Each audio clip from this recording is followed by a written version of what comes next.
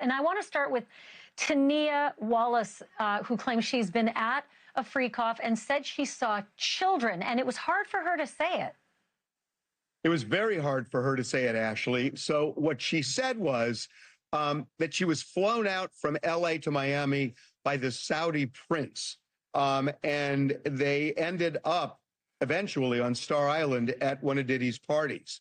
She says, you know, among many other things, I mean, she goes into detail. This, she says, happened in 2018. She says that she walked into the house and there was a cluster of adults around what she described as little people. And they were dressed up as Japanese Barbies. I forgot the name. It's Harak something. You can help me out here. It's a certain type of Barbie. Anyway. I know the name, but I've forgotten it. But go ahead. So she explained that that they were just clustered around these little people. And I kept pushing her. And she eventually said, look, they are little people who should not be at an adult party. And I pushed her, and it was apparent what she was saying is they were minors. Now, she didn't see anything specific that was going on with them other than that adults were kind of huddled around them. But she told just a wild story about what was going on at the house, even at 7 in the morning, that this thing apparently raged all night long.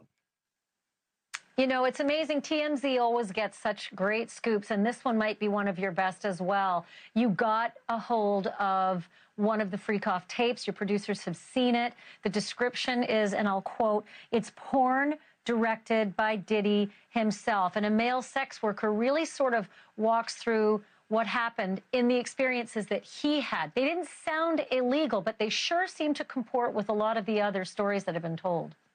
Yeah. So this was a threesome. What you would ask me about earlier about Tania Wallace, she said there were more than 100 people at that party, including at least 4 celebrities. But this, what you're talking about now, was a threesome, and that's something that the U.S. attorney even referenced. And his lawyer in an earlier documentary we did, he was describing threesomes. He says it was all consensual. So yes, what we're told is that this male sex worker was flown out to various locations over a couple of years: Miami, New York, Los Angeles, and one other. And they would meet in hotel rooms, and Diddy would often watch as he would have sex with this woman who was associated with Diddy. So that seems to be what the feds are looking at right now in terms of alleged sex trafficking, if they are transporting somebody and perhaps paying them to cross state lines. That could end up being part of sex trafficking. Now, we know that this guy got a subpoena, and he ended up not testifying before the grand jury, but talking to prosecutors, and we're told that he left that tape with them. And in fact, if he was transported, if he was even consensual in that setup, you're right, that is sex trafficking. It's classic federal crime to cross state lines for the purpose of selling sex. But it also comports just with the description of many of the other incidents that did sound illegal, where there was, you know, heavy intoxication involved in some of these incidents, but the setup sounded very similar. There was something else that was so revealing in your interviewing with 2 friends of Diddy's who seemed very defensive of Diddy. Stevie J, a producer and a friend, and Ray J, an entertainer and a friend of Diddy.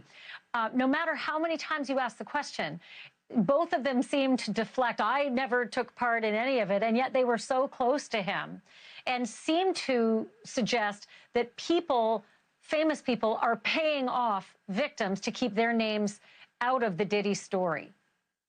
Well, Ray J as much as said that to me, that he said that there were celebrities confiding in him, that they were either approached by either the man, woman, or their lawyer, or they actually went to the person themselves and offered money for silence. That's what Ray J is saying. Now, I will say that we interviewed Tony Busby as well. He is the Houston lawyer who is representing more than 120 alleged victims. And he told me that, yes, they have sent demand letters out to various other people, high-profile people, it's essentially an ultimatum. Either pay up or we're going to sue.